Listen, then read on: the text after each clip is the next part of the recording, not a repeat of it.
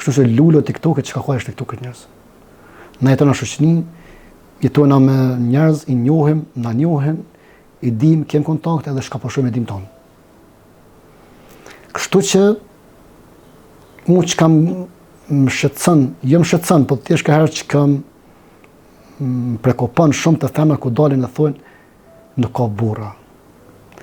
Unë kisha dashur me pyetje me bë vetet, a e kontin herë një femën? A keni veten, a dini ti çka don për jetën tonë? Burra ka, po burra është për një femën. Jo. Kështu që zgjedhja është të një person. E jo me ladru të poshtë për pjetë, me rënë ndikim si objekt argëtimi, po nëse burra ka. Unë s'po them se tash pse moshkull më bëhet moshkujt. Po besa femrat intranun ditë sot, intranun bashkë intranun. E kuptoj, po kjo një farë formë edhe të dy gjinit po ndodhe dhe shembull të meshkujt momentin që përbojnë një pasuni pak më shumë, njëjtë po shfrenohen, kështu që po, është e vërtet. Njëri duhet me mendu familjen, me kriju familje, me vazhdu jetën tutje.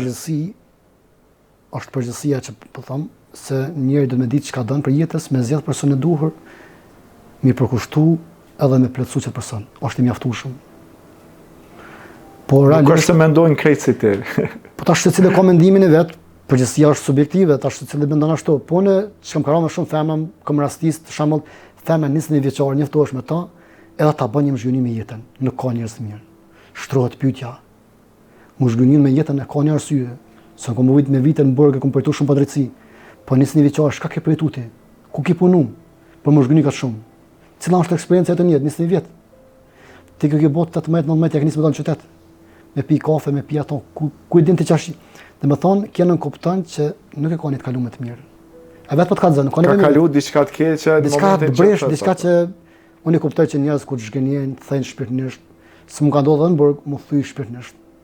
Është goxha vështirë më thyj shpirtërisht, nuk është lehtë. Zakonisht kjo ndodh në situata të vështira ku njerëz ta kthejnë shpinën, ku njerëz ku nuk të hecin ashtu planet tua, ku nuk realizohen qëllimet tua. Njerëzit thënë shpirtërisht, kena ka ndodhur neve në burg. Po nisa ne kam kuptuar në jetë, kjo është shumë të pak njerëz të komunë, asnjëherë ose kurrë mos u kthehet te vendi ku ke qenë i lumtur. Pse? Sepse është një kurth melankolie.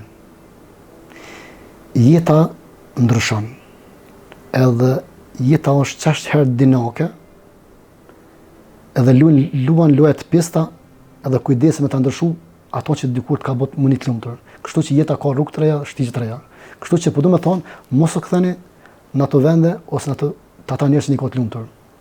Mos u mundoni me kriju të njëjtit njerëz ose njëjtë pesazhe që dikur kanë bot lumtur. Ata nuk ekzistojnë. E vërtetë. Kështu që po du me thonë që jeta ka rrugë të reja, ka shtigje të reja. Ato e kalumja është veç një histori, një pjesë e kujtimeve, qofshin të mira, qofshin të këqija, po diçka që e përcakton rrugtimin tonë të ardhmen është që ta ka ngrit nivelin e vetdijes. Sfidat e jetës dhe sprovat e jetës janë gur themel i ngritjes vetdijes. Çdo fatkeqësi e mëson njërin. Çdo psim që mëson. Kështu që është më të fortë na bën. Kam kuptuar që nëse kthehesh në vendin ku ke qenë i lumtur, gjithmonë është një kurth melankolie. Njerëz kanë ndryshuar, situata kanë ndryshuar. Nuk janë ata njerëz që kanë ndosh diku. Nuk janë ata njerëz që kanë respektuar, nuk janë njëjtat pamjet, njëjtat pesazhe, nuk janë. Kështu që jeta kujdeset në mënyra të pista edhe ato që të ka bën me ta ndryshu. Kështu që pra ta jeta ka rrugë edhe shtigje të tjera. Kështu që vazhdo, gjithçka në jetë është e destinuar me ecë përpara. Ibrahim, do flasim folëm deri më tani për burgun, për gjithçka që keni përjetuar në burg, do të flasim si ishte jeta jote apo si është jeta jote pas daljes nga burgu. Realisht në para se më lupi burgut, në përfundim burgut, burgu na mundsoni para përgatitje për jetën e ri, kështu që kam dalë jashtë mas 13 vite. Fillimi ka qenë i vështirë, më adaptu për shkak dinamikës të jetës edhe rrjedhës të jetës, po me dashje, pa dashje, jam përpjek dhe mundu mu adaptu edhe jam integruar shumë shpejt në shoqëni edhe në jetë. Mirë po, në vazhdimsi e sipër, në kontakte, në raporte me njerëz, e kam kuptu një send që nuk ka rëndësi a je i mirë, nuk ka rëndësi a je i meqëm, nuk ka rëndësi a je i hereshëm, po më thuj se sa je i rëndësishëm për mua, kaq.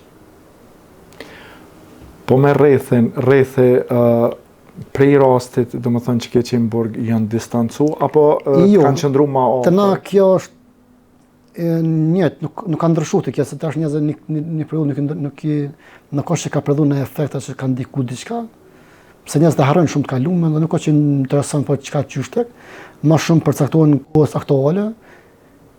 Naman ashta ka dikush që paragjikon, ka dikush kur merri notë diçka thirrët bazohen që ato që ka ki përjetu të thjesht ta përdor si dobësi ma shumë, po jo, nuk kisha me thonë, nuk është që ka ndiku kjo.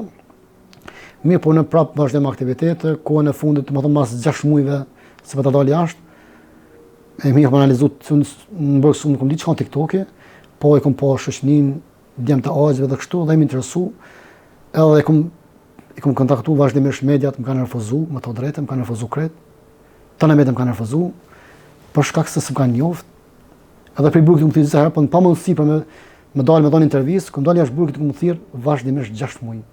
Edhe më kanë refuzuar. Edhe unë si tip kreativ, më ka ardhur si ide, e kom këshiu TikTok-et, e kom përcjell, e kom analizuar se çka dojnë njerëzit me pa në TikTok, edhe kom vrejtë që TikTok-i ka një platformë zbavitse dhe interesante, për gjëra interesante. Thjesht me tregu rrëfimin tonë. Thjesht, po diçka interesante, diçka që i tërheq njerëzit. Edhe kom hap një TikTok, edhe kom bo video, që s'ka bo kush Kosovë. Kom bo video vetëm të ecë, duke më thonë asnjë fjalë vetme. Kom bo dikon 200 video. Edhe njëtë pa të ndrit kurreshtje, u bon kurioz, kush është ky tip, se vish po ecë, po fol, a din me fol, çka ka bë ky, çfarë mesazhe ka përcjell, a mesazhi më koni çfarë për fillimit. Ideja o konë që me dhoni një mesazh për kundër bllokime, pengesave edhe barrikada në jetë, ecë mos na dhe kur mos u dorëzon. Do të thonë, moto ka qenë ecë me komt e tuja, jo me mente uja. Edhe me atë mesazh që kom dhënë TikTok, kom dash mi përcjell edhe gjeneratës të re, që mos më shoqëru me njerëz që të integrojmë në jetën kriminale, mu distancu prej dukurive negative, mos më shku në vende ku janë të frekuentuara ose vende ku ekspozohen dukuri negative, sepse gjitha këtu kanë efekte negative edhe ndikojnë drejt mbi planifikimin dhe realizimin e ëndrrave tyne. Edhe ajo që ka ndodhur mua nëse mund të ndodhë edhe juve, kështu që kam dashur me dhënë një mesazh dhe me përçuar të gjenerat të reja. Edhe kjo periudhë, kjo aktivitet në TikTok më ka bërë viral. Edhe mas 200 video, më thonë, kam dalë dhe kam deklaruar pse kam bërë këtë video. Edhe atëherë e kam thyer atë periudhë ju kanë shkruajt njerëzit në inbox me 100 herë. Ju ke përgjigj? Disa jo, se kom pas pamosh që kam ndodhur ose shamon në ditë deri në 3000 mesazhe. 3000 mesazhe është problem me menaxhu. Po më kanë shkruar shumë, më kanë paragjikuar shumë.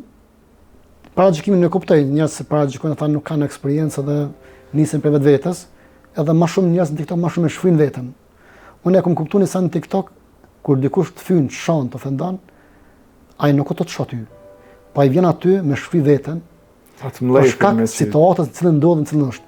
Zakonisht që ndodhin njerëz të bullizum, njerëz që janë të pakënaqur me jetën, janë të paratum, nuk e nin veten komand, edhe vjen aty mbrëmje, më shef me adresë fake, shon, fyn, të ofendon.